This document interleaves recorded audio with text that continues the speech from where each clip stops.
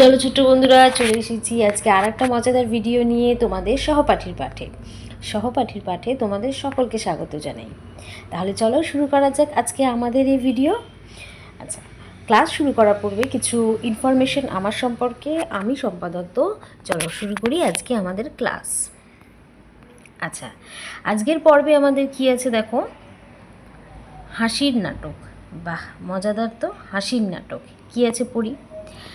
নাট্য অভিনেতা মঞ্চে অট্টহাসি হাসছেন, শুনে ছোটদের মুখের ট্যাঁ ফোনি। সেরা অভিনেতা পাবে ট্রফি।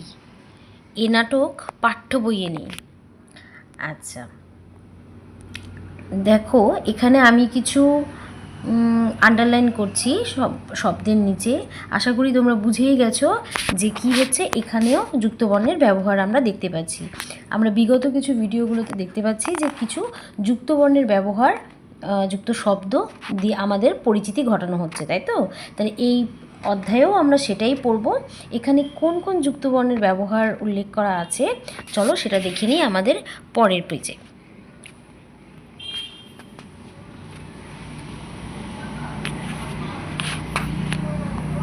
দেখো এখানে কি কি আছে।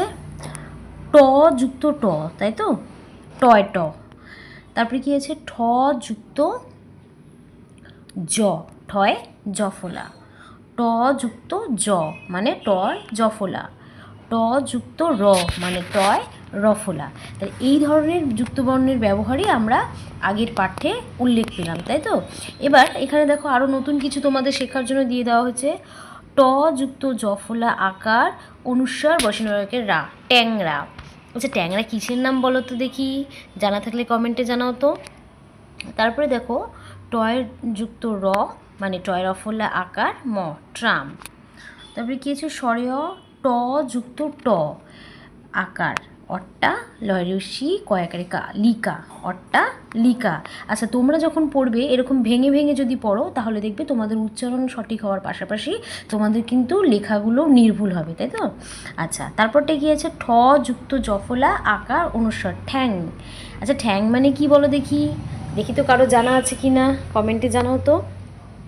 আচ্ছা, এরকম যদি আরও তোমাদের নতুন নতুন বর্ণ তোমরা শিখতে চাও তাহলে আমাকে জানাতে পারো।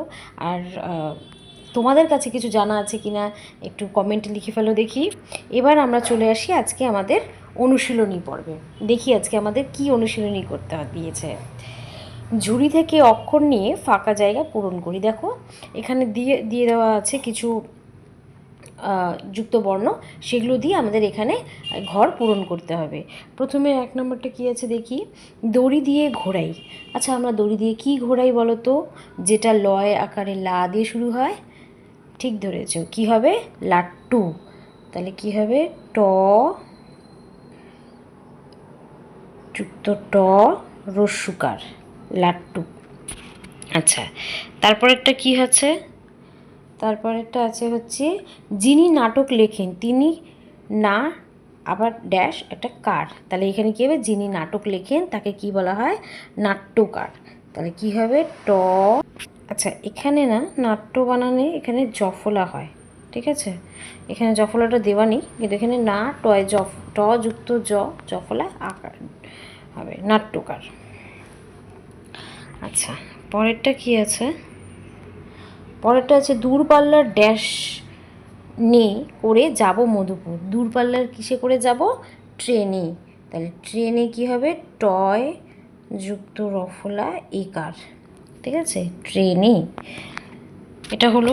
তারপরে 4 নম্বরটা কি আছে দেখো, 4 নম্বর আছে, ড্যাশ লা গাড়িতে ডেকচি হাড়ি চাপিয়ে চলেছি বনভোজনে।